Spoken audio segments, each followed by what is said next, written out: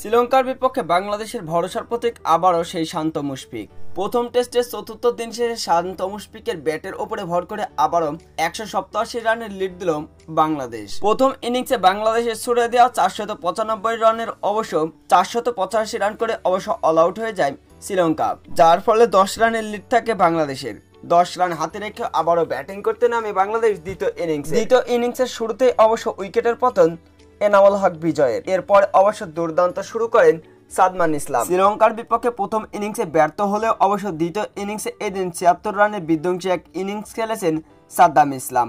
এরপরই নাজমুল হোসেন শান্ত এবং মুশফিকুর রহিমের ব্যাটের উপরে ভর করে চতুর্থ দিন শেষে বাংলাদেশ ক্রিকেট টিম তারা 187 রানের লিড দিয়েছে শ্রীলঙ্কান ক্রিকেট টিমকে। ম্যাচ এখনো বলা যাচ্ছে না কে জিতবে, কে হারবে কিংবা ড্র হবে। তো বন্ধুরা, প্রথম এই টেস্ট ম্যাচে বাংলাদেশ ক্রিকেট টিম এই ম্যাচটা কি ড্র করবে নাকি জিতে নিবে অবশ্যই কমেন্ট বক্সে জানাবেন। বাংলাদেশের ক্রিকেটের সকল রকমের ভিডিওর আপডেট পেতে চ্যানেলটিকে সাবস্ক্রাইব করে পাশেই থাকবেন। ধন্যবাদ।